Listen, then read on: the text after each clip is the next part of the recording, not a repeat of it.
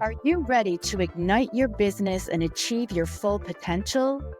Welcome to Building Success Stories, the podcast that empowers entrepreneurs and business leaders. I'm Ann Donnelly, and I've spent over 4 decades in the business world. I've witnessed the power of perseverance, innovation, and strategic thinking firsthand. We'll explore the stories of successful entrepreneurs and business leaders, and we'll delve into the practical strategies and mindset shifts that can propel your business to new heights. Get ready to be inspired and motivated to take your business to the next level. I'm here at the offices of Meliora Law Firm in Del Mar, in the Capital District, with founding member partner Erika and newly joined attorney Vittoria Buzzelli. Thank you so much for having me.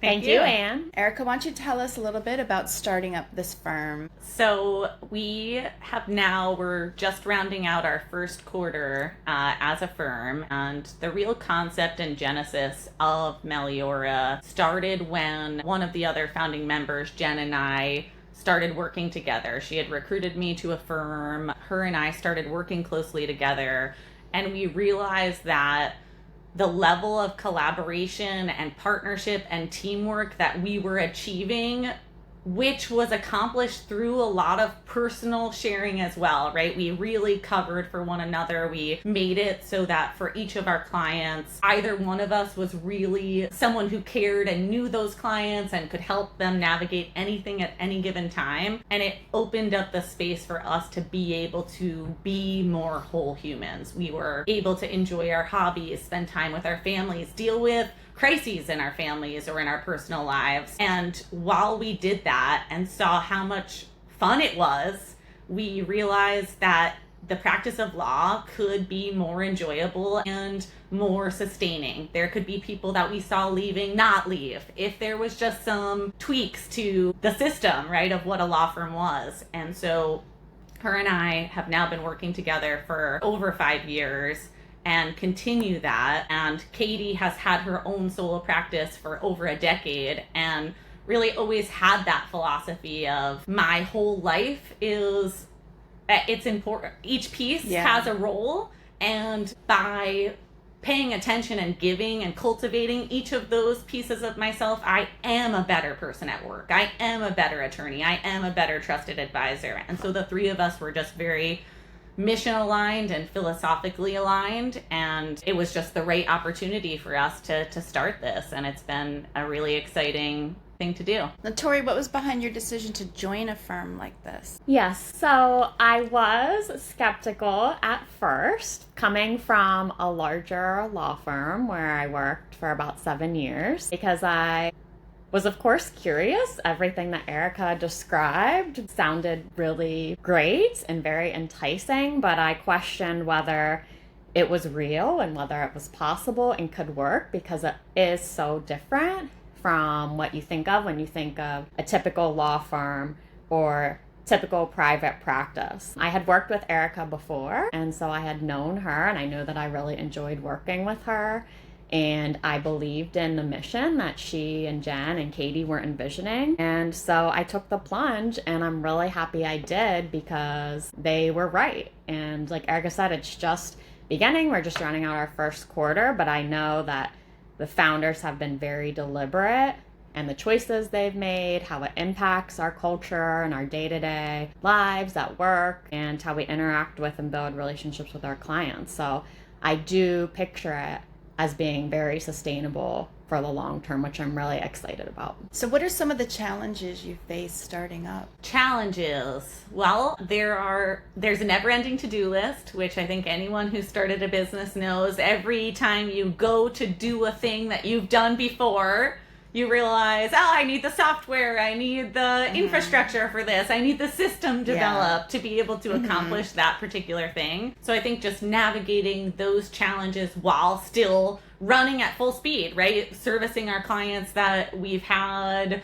their demands and their matters haven't gone away. And so being able to navigate both of those at the same time has been, I think, something we've had to be very intentional about.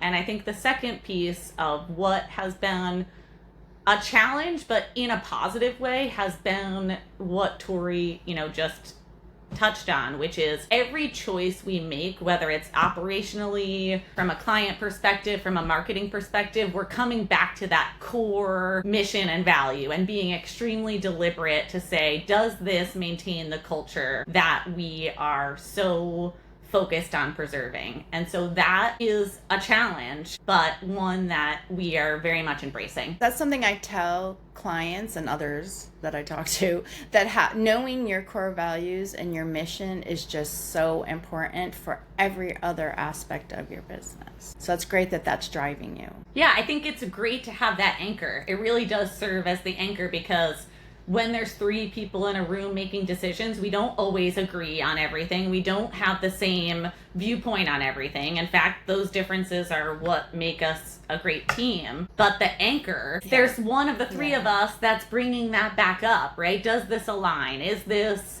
what we need to be doing? And that then drives the conversation. So it's extremely productive, I think, to have that core anchor. Going back to the sort of administrative challenges that Erika was talking about too, which of course the founders have had to experience the brunt of that work. But another thing that really drew me here was that sort of startup entrepreneurial environment, and being at a small firm where those things are challenges, but they're also exciting, right? So even if it's just basic administrative tasks that you would delegate to marketing or to a paralegal or whatever, I'm now learning how to do so much more. And sometimes it's a lot of fun.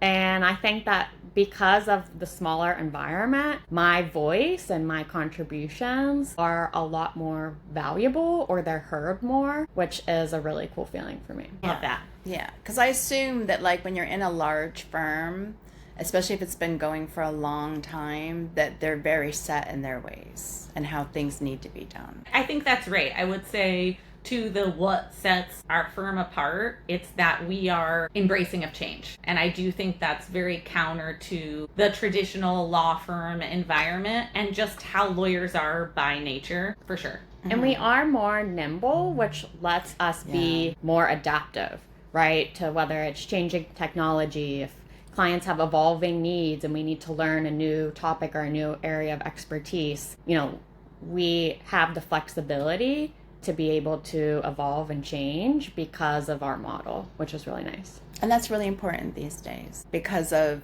technology changes impact on all aspects of our businesses as well. And people are concerned about keeping up with that. So that's great that you've got that advantage. I agree. So you have 3 founding partners. That's right. And how many other attorneys? We have 2 associates, and we have Tori, who joined us as counsel. Okay, that's great. So 6 attorneys in total and 1 admin. So Erika, tell me a bit about your background, where you're from and how you got into law. I grew up in upstate New York, Earlton, New York, which is the middle of nowhere. I now live in the middle of nowhere again in Medusa. And I started my career and going to undergrad at Fordham wanting to be an orthodontist. Very focused on being an orthodontist. I wrote like a report on it in 7th grade. And I went to Fordham, got experience being in the city, loved being in the city, realized that the orthodontist path was not the path for me. Became engaged and switched to the business school there. Again, thought I might do business. Had a legal course on business law there by a professor who was just a dynamo. And that really did make me think for the first time about being a lawyer. I started studying for the LSAT. I ping-ponged back and forth between Albany and New York City for about a decade. I did college in Fordham, Albany Law School, went back down and worked in big law for a few years, was trained at Milbank to be a very technical tax lawyer, an attorney, moved upstate back to my roots and to come back to family and to work a little less, frankly. And I expanded my practice to then be more holistic. I had been a tax lawyer, and you really have to do the corporate side as well. So I expanded my practice to just be a more holistic corporate and tax attorney. And I have dabbled in a few firms in Albany, which essentially, is what I think it took me time to realize that in order to cultivate what I wanted to create what we've discussed so far, that I had to do it by starting my own firm. So here we are now. And here you are now. Yeah, it's great. Feels great. And how about you, Tori? Tell us a bit about your background and what drew you to law. Sure. So I actually grew up in a small town in western Pennsylvania, Indiana County. It's about an hour east of Pittsburgh. I got a business degree close to home, and then I attended law school at Penn State. Go Nittany Lions. And my first job out of law school was in Western New York in Rochester. And I guess I would always have described myself as a serial learner. So I've always just loved learning. I loved school. I wanted to go to school forever. Erika knows this about me because if she has a project for me, she will phrase it as a, quote, new learning opportunity. So she knows how to get me interested and intrigued in a new project. And that's what really drove me to continue my education and go to law school.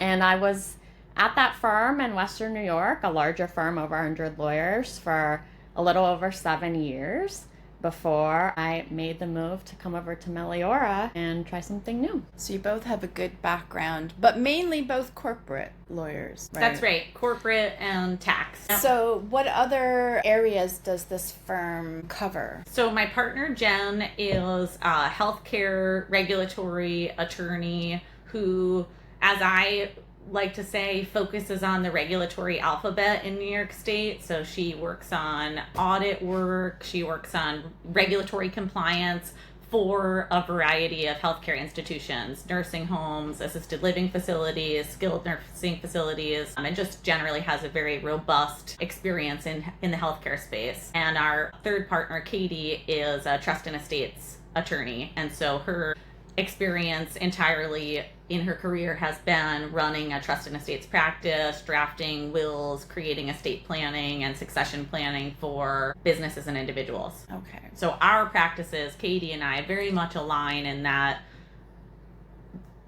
I find often that businesses and people who own businesses are very focused on their business and will often get around to the succession planning for their business. But there's a gap between the business succession planning and the personal side. And aligning those two and having advisors who are working on the same team at the same firm who can make sure that the whole package works together seamlessly has been a great value to our clients. And then on the healthcare side, same thing in that our healthcare clients often start with an audit or some sort of compliance issue and then have the healthcare space is very active in the transactional space right now with affiliations and mergers and acquisitions occurring really across the board. So our combination of that regulatory piece of what approvals are required, what agency work do you need to do as part of that, and just being an experienced corporate attorney, I think our practices very much complement one another. And taxes and everything, which I have to say all the time as a tax lawyer.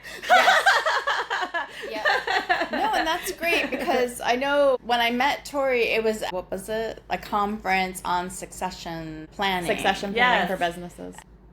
She spoke and a tax accountant also spoke. And I put my hand up at the end and I said, as a small business, I have a really hard time getting a firm to work with me and to give me attention I feel I need. And I'm not extremely demanding, but at least get my name right, because that happened to me in my tax return. They had my address wrong. And then when they fixed it wrong. And it's just kind of like, this is a sign that this is not where I should be working. So it's great that there is like a boutique firm that can work with a range of different clients, including smaller businesses, to help them grow, because you got to start somewhere. But also you could deal with the larger businesses as well. That's right. I think that it nails our clientele to a T. It's that spectrum. Yeah. And one of our goals too with the smaller model is that we will be more approachable for people like small businesses, where they won't have that chilling effect of, oh no, I don't want to pick up the phone and call because what if it's too expensive, or I don't have the time, or I don't understand. Our goal is to be able to provide clear, practical advice and to be approachable for people so that they don't have a fear of reaching out and asking for help. Yeah, because I think people often have that feeling about attorneys.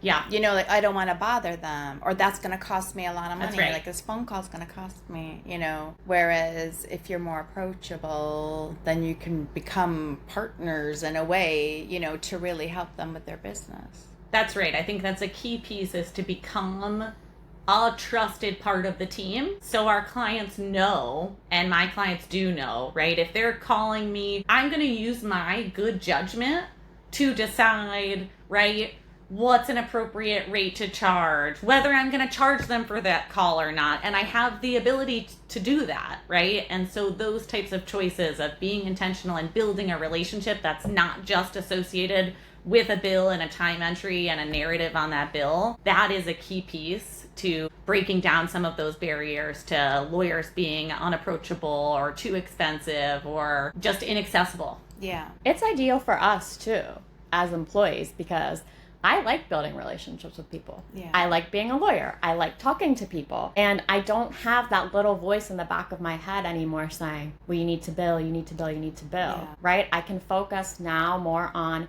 meeting people, having engaging conversations, building those relationships, which is important to me both professionally but personally too. Yeah, absolutely. It's a complete different kind of atmosphere, isn't it? When it's just about your billable hours. That's and right. Hitting targets. Exactly. Like, obviously, you still need to have targets and Yes. still need to make money. That's right. There's To- still to key stay in performance business. indicators. But in boutique firms of all types, including marketing, tax, accounting, and all of those things, that's a really hard balance to have. But I think, like with you guys having your team together, you probably have ways of assessing that as you're going along too. Yeah, and I think another part of our business model right now is, you know, our clients having direct client relationships, but also collaborating relationships with other small businesses, whether that's law firms or CPA firms or consulting firms, where we're working with them to jointly serve the client, right? So it's, again, going back to that trusted team of advisors, the holistic approach to your business, the being a real partner in your business and involved in what's going on. That's great. So, what's in the future for Meliora? A hesitation? Well, I'm like, I don't know. Everything. The world is our oyster. I No. have a visual. I would love to hear. Okay. Yes. I have a visual of Meliora being a place where people who work here love to come in and work here because we have a great team dynamic. We're collaborative. We make time for group activities outside of work, and a place where clients love to pick up the phone and give us a call and talk through their problems because they like us and they trust us. At least that's my goal for people, and that's how I would like people to view us. Yeah, and I think my vision is that we continue exactly what we're doing right now, and whether we have 6 lawyers or 20 lawyers, that this culture maintains itself and that we do solve some of the issue of, you know, I've just seen so many great practitioners leave private practice for reasons that are solvable. And I would like to be one of those firms that's solving that problem, where people will practice for forever, where they want to make their career here and stay in private practice despite the challenges and stresses that can come with it. Yeah, because you'll have that kind of team, the support, That's right. and a home where they can be building the kind of practice they want to build. Yeah, because the idea that people can just completely separate and bifurcate their personal life from being a private practice attorney, I just don't see that as the vision of the future. I don't think that's what people want. And I do genuinely believe that, back to the beginning of caring for the whole person, makes you a better lawyer, makes you a better teammate, makes you a better representative for your client. It just is a value add. Definitely. And you feel that you could grow the firm and not turn into one of those big, ugly firms? Yeah, I think, yes, absolutely. But I do think it requires that eye on the anchor, right? At all times, it's the deliberateness and, what are the words that I'm saying, right? What are we doing? How are we doing it? I think you have to be extremely deliberate and intentional, because I could see how you can lose it quickly if not. Yeah. Now, you're 3 women that came together to start this firm. That's right. Are you focused on staying all female? No, I would say that the fact that we have a bunch of really talented women is awesome. I don't think it's a bad thing, but I think that our goal is to just add people to our team that are aligned with that mission, right? Who are looking for that same thing and are fit into this team. And I have worked with, a million lawyers that I could think of that I would, if you're listening, come work at Meliora.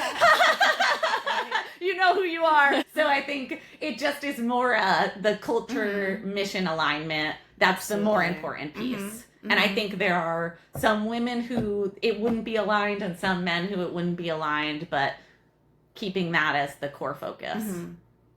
So it could also be likely that you have a lot of female business owners as clients because you have similar ethos, similar ways of working. But that doesn't exclude you from working with any type of client. Yeah, I would say historically our clients I don't know that it's been predominantly one type of business or person or industry, but I will say that since we have started this firm, I have noticed that we have attracted some clients who very much feel aligned with working with a woman business owner, for sure. And that's been articulated. So that's been a new segment of business, which has been very enjoyable as well, which is working with other women entrepreneurs.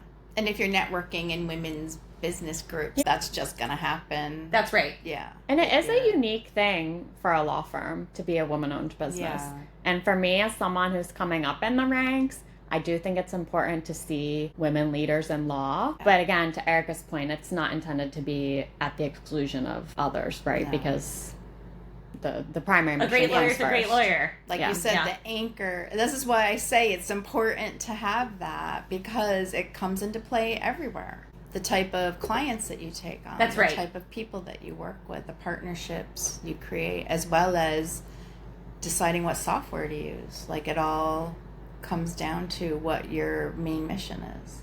Which you don't think that it can be that simple, but it can be.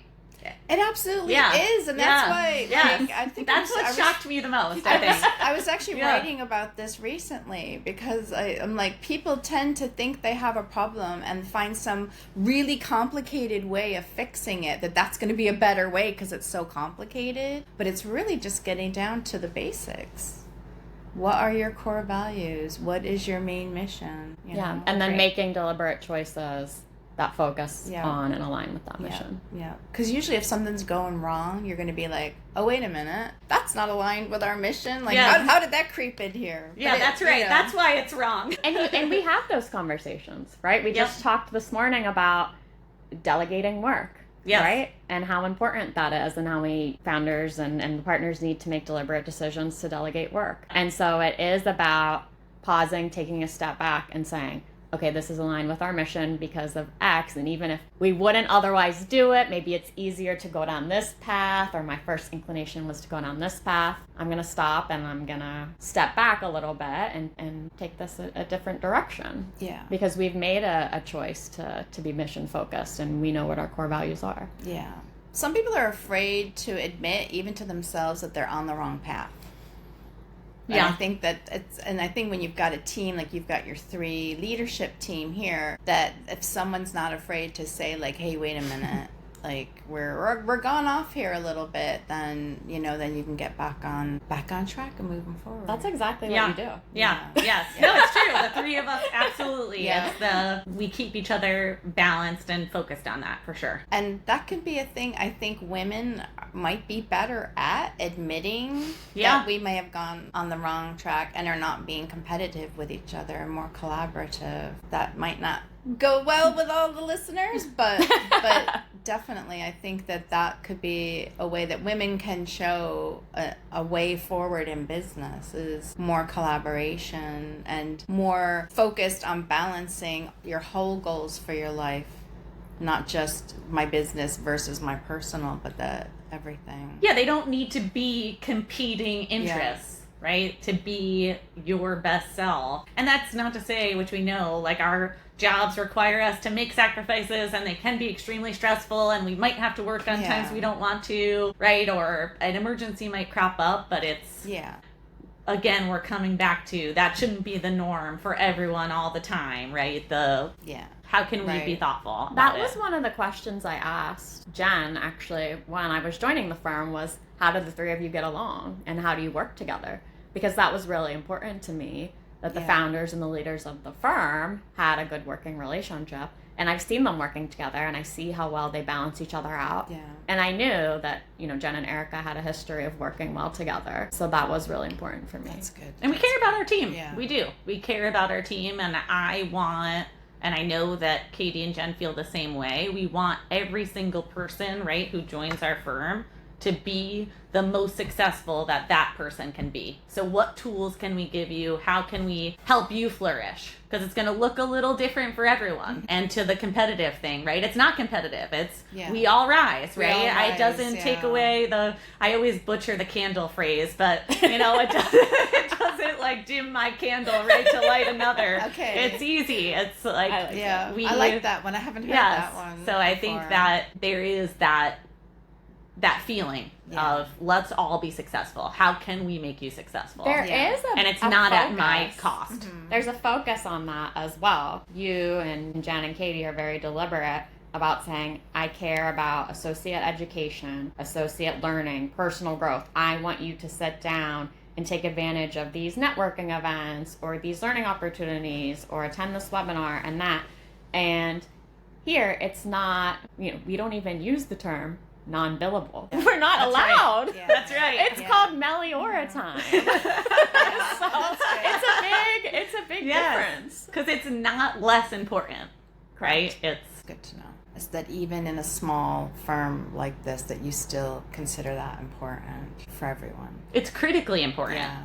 It is. And to not have to do those things in addition to hitting very high metrics, right? That is the distinguishing factor in our model, is that I'm seeing firsthand, right, our associates and Tori as counsel doing all the things that we would want them to be doing. And the reason that they are so excitedly doing it is because they're not exhausted. They're not, unhappy. They're not sacrificing everything. They're not feeling like this is it.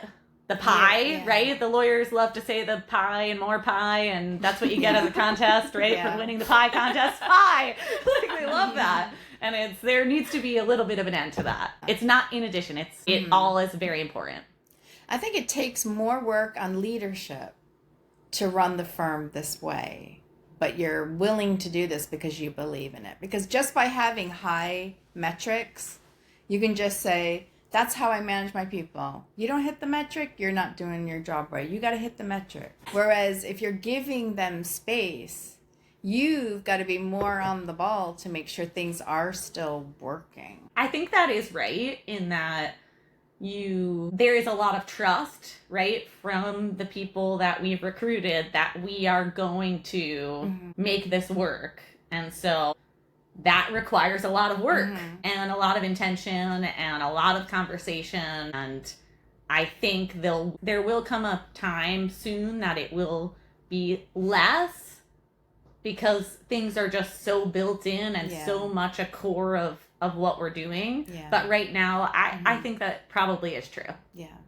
But it is so exciting, so I don't mind. And it's the early days. It is the early days. So there's always a lot of work in the early days, just setting things up and seeing what works. And and that's given us a lot of again, to line up with our clients, right? We can commiserate with them now in a way that we never could before, right? We understand some of the details and things that they're struggling with because we too have struggled with those same things. And so it's a different conversation. Yeah. I agree. I think it does make us more relatable. And I think too, the founders have made sacrifices, whether it's, putting in the work to get that startup going, that we've discussed this, other lawyers or law firms might not be willing to do or to sacrifice, for the benefit of the employees, because they do see that initial sacrifice as being for the good of the firm long term, which is what's going to make us sustainable. Yeah, that's great. You've given me a good big picture of what's going on here. Is there anything else you want to add? Any advice? I know that you can't give legal advice, obviously, but anything that you see as a trend coming up with businesses or with law that, like, the new year's coming, what do people need to be thinking about? So things on the horizon, potential tax changes, right? So that'll be something that people are focused on is tax planning. Are there going to be changes to things like the estate tax and that level? I think it's just a practical consideration is looking at those things. But generally, all statistics are showing, right, we're in a huge transition of business time. And so there is succession planning is a core focus across the board, whether that's succession planning within family businesses, to key employees, or externally to a third party for exit. So finding your team of trusted advisors as soon as you can and really utilizing their skills and not putting an ostrich, being an ostrich in the sand of one day I'll figure it out. It's being intentional and focused, scaling and growth, and all of those things really require, I think, that core team. And so trust them, right, to do what they do best is what I would say. I just want to touch a little bit quickly on what sets Meliora apart in terms of clients and what we can do for clients, because we've talked a lot about our internal model. And I think it really is a unique blend of having that big firm experience and expertise combined with the small firm agility and model that we have that's going to make us really stand out in the market and hopefully drawing clients for the long term. And another thing we're going to be really focused on in terms of our clientele is information sharing. Not being afraid to hold that information back, right? Doing a lot of educational pieces and disseminating that knowledge, because it's good for the clients, it empowers them, but it's also good for us because it's going to establish us as thought leaders in our community, which is going to be really important going forward. You view that team, right, as an investment in your business rather than a detraction. And if you make that investment early on, it will pay dividends later on. Later on, cleaning up things and fixing problems and solving things, that's more expensive. It's more stressful. It takes away from the success of your business. Investing the time in people who you trust and you can build a relationship with upfront and viewing it very much as just a cost of doing business, I think is a good way to look at it. Yeah. So we've come full circle. That's right. Yeah, absolutely. That's great. So to work with you guys, you have a website. I'll put the link in. That's right. For you there. And just give a call, have initial discussion. Is that all it takes? I summarized our how to work with us: email, call, or pickleball. Okay. We love to play pickleball. So if you... Are you into pickleball? We have a firm team. We were playing weekly as a team, as a firm for a little while. So just... definitely reach out, email us, call us. We try to be very accessible. We're out in the, if you want to collaborate with us or do a presentation or an information sharing or just generally collaborate, we open to opportunities and to discussions. Also, our office is in Del Mar, but we have attorneys who live and are located in and around Albany and Saratoga. And myself, I'm up in Glens Falls. That's right. So if you're up in the North Country and you want to meet at Spot Coffee, meet with North Country Tori. Or North Country. Exactly. On the outpost. Yeah, that's right. Okay, that's great. Thank you so much for your time. Well, thank you. Thank we really you, appreciate Anne. you coming down and chatting with us. Thank you for joining me in this episode of Building Success Stories. Are you ready to take your business to the next level? I've got you covered. Visit my website, AnnDonnellySuccessStories.com, to access additional resources and sign up for my newsletter. And to work with me directly, visit AnnDonnelly.com to learn more about my services as a fractional COO and business consultant. And don't forget to subscribe to this podcast on your favorite platform and never miss an episode. Until next time, keep building your success story.